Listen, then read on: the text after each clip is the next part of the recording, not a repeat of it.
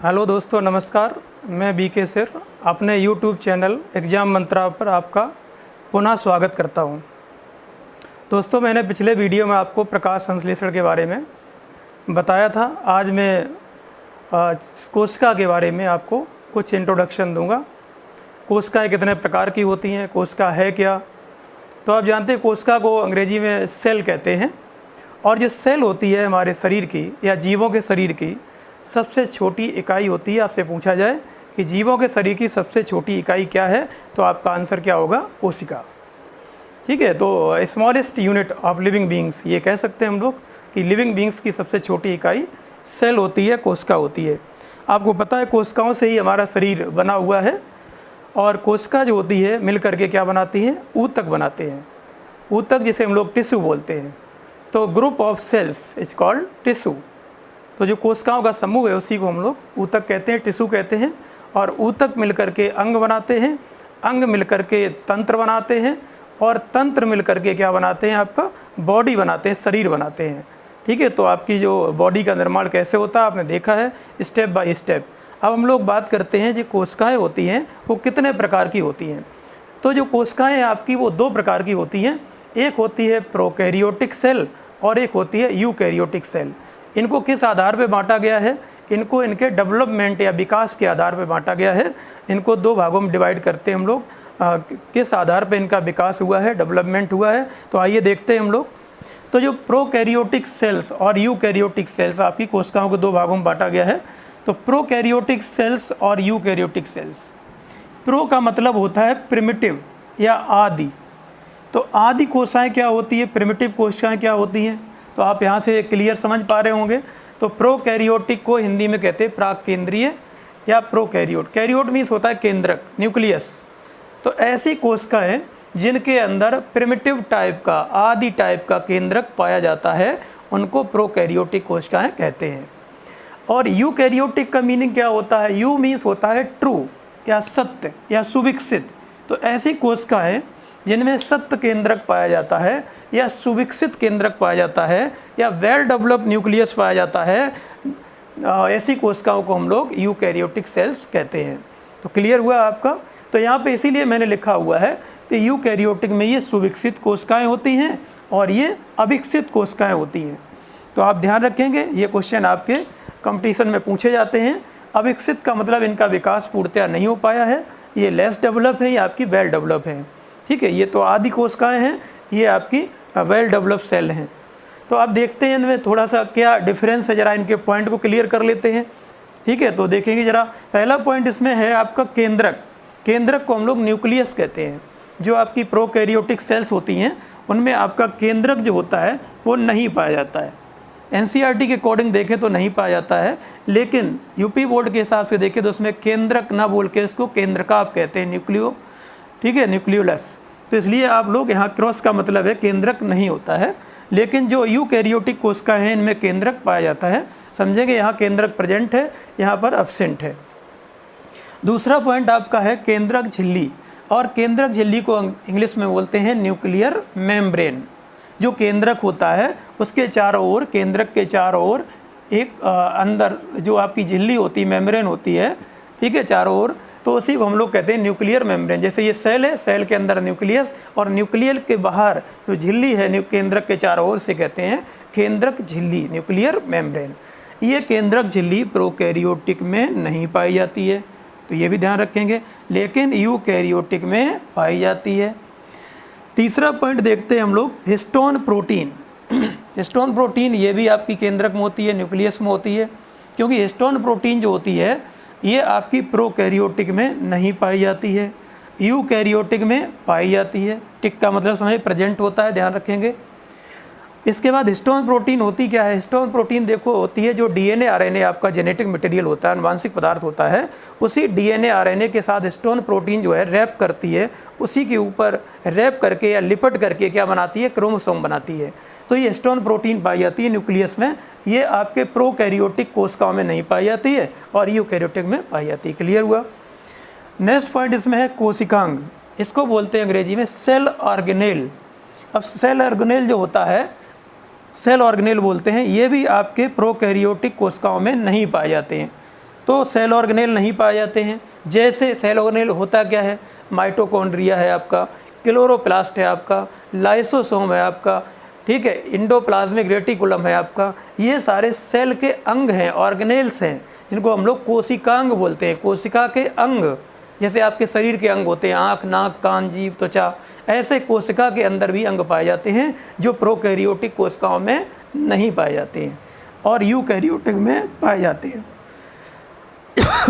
इसके बाद बात करते हैं हम लोग, यहाँ तक क्लियर हो गया होगा, केवल एक कोशिकांग है जिसका नाम है राइबोसोम। इसको मैंने इसीलिए यहीं पर लिख दिया है, नीचे ये आपका लिखा हुआ है।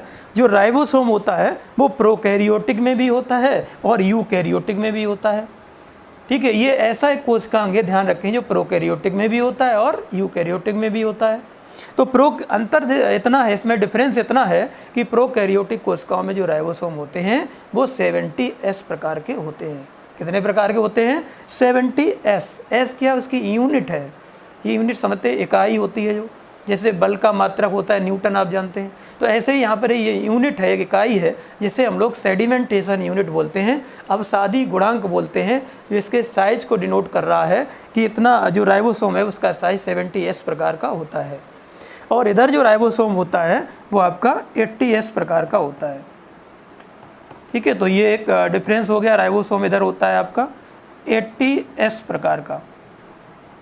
तो यहाँ तक आपने देखा है प्रोकैरियोटिक और यूकैरियोटिक में आप डिफरेंस कर पाएंगे। ये पॉइंट आपको याद रखने हैं। कभी भी आपको पूछा जाता है तो क्या प्रोकैरियोटिक सेल्स में एब्सेंट होता है या नहीं पाया जाता है, और कौन कौन से जो ऑर्गन्स हैं वो यूकैरियोटिक में पाए जाते हैं, तो आप यहाँ से डिफरेंस कर पाएंगे, ठीक है। इतनी आप बात आपको क्लियर हो गई होगी। अब हम लोग आगे बढ़ते हैं जरा इसी में कि कौन से ऐसे जीव हैं जिनमें प्रोकैरियोटिक सेल होती हैं और कौन से ऐसे जीव हैं जिनमें यूकैरियोटिक सेल होती हैं, क्योंकि ये भी हमारे लिए जानना जरूरी है। इन्हीं कोशिकाओं के आधार पर जीवों को भी दो वर्गों में बांट दिया गया है, एक होते प्रोकैरियोटिक जीव, एक होते यूकैरियोटिक जीव। तो चलिए उनकी भी बात कर लेते हैं जरा।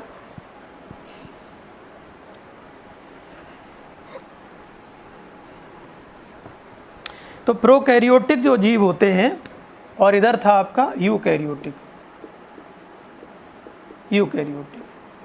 अब इनके एग्जाम्पल आपको जानना बहुत ज़रूरी है। देखिए प्रोकैरियोटिक जो जीव होते हैं, आपसे पूछा जाए कि निम्न में से बताइए कौन सा प्रोकैरियोटिक जीव है, तो आप कैसे आंसर देंगे, ठीक है। आपके सामने ऑप्शन होते हैं तो आपको वहाँ पर पहचानने में बड़ा आसानी मिलेगी। देखिए पहला इसमें जो एग्जाम्पल है, पहला आपका जीवाणु, जानते होंगे। जीवाणु को हम लोग क्या बोलते हैं? बैक्टीरिया। हिंदी अंग्रेजी दोनों ध्यान रखेंगे, बैक्टीरिया। तो जीवाणु या बैक्टीरिया कैसा है? प्रोकैरियोटिक है, जिसमें प्रोकैरियोटिक कोशिका भी पाई जाती है और प्रोकैरियोटिक जीव भी होता है, ठीक है। अब आपसे कोशिकाएं होंगी तो कोशिकाओं से ही जीव बनता है, आपको पता है। इसके बाद दूसरा इसमें आता है नीले हरे शैवाल।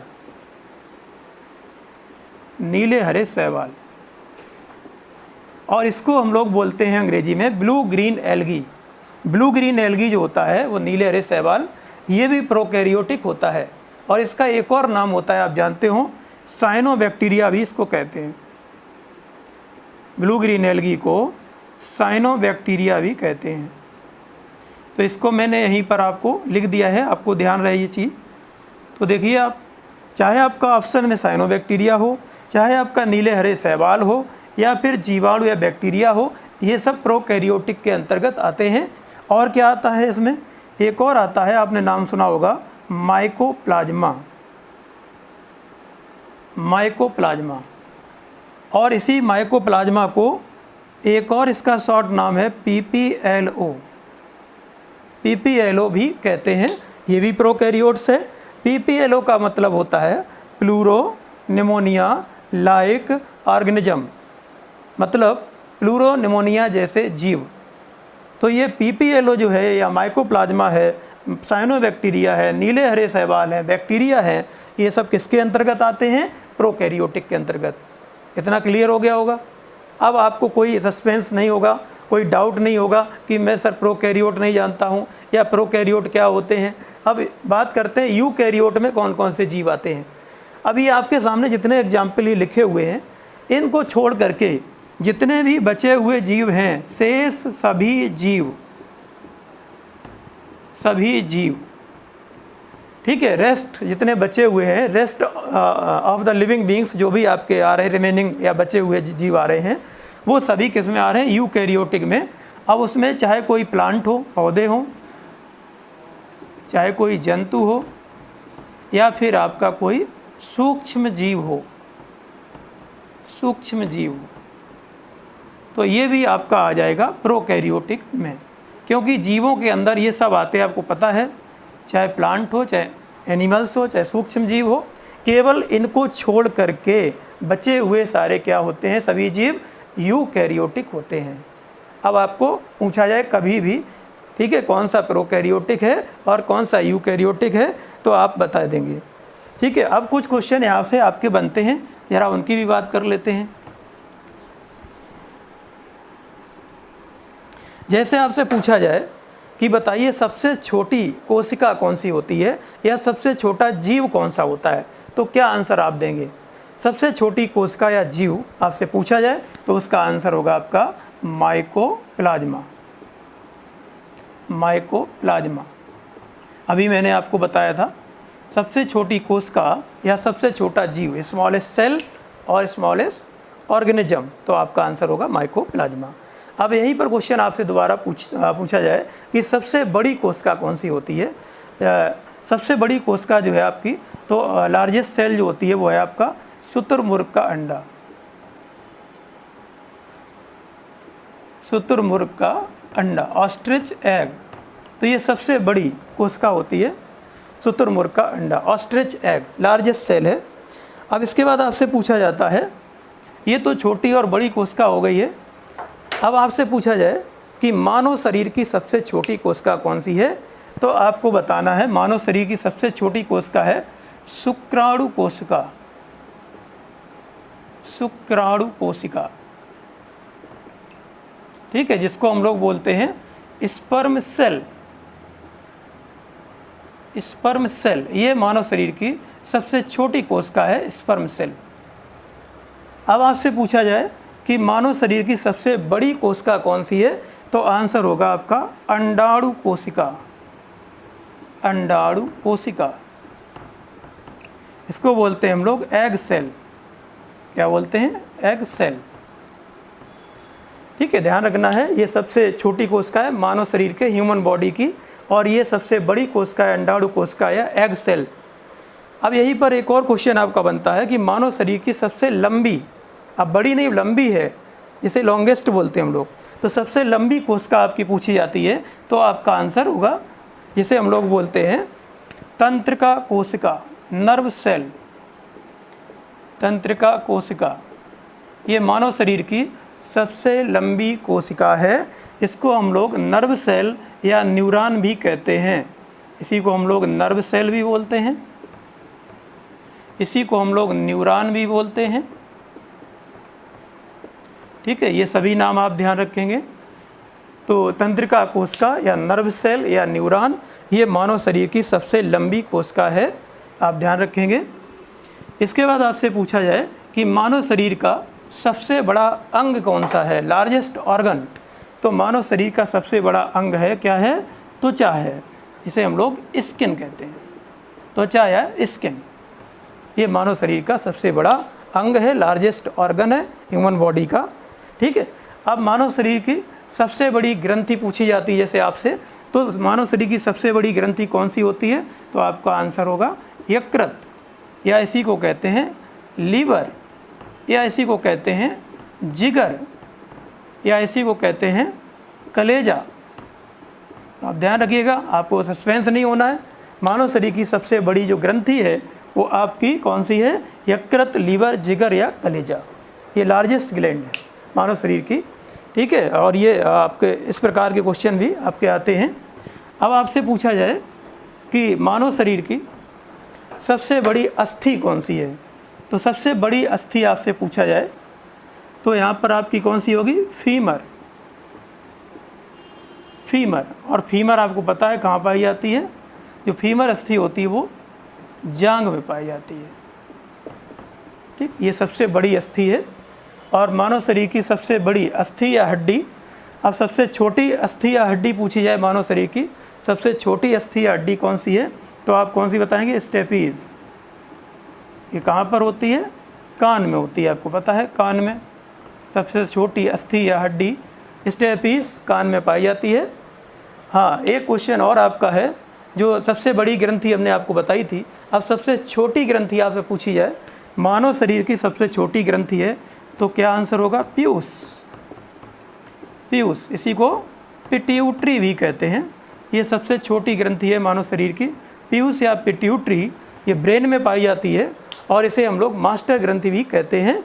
ठीक है, तो ये आपके बेसिक कुछ क्वेश्चन थे, आप ध्यान रखेंगे और आगे कंटिन्यू करेंगे। आज के लिए इतना ही, नेक्स्ट वीडियो में फिर आपको बताएंगे।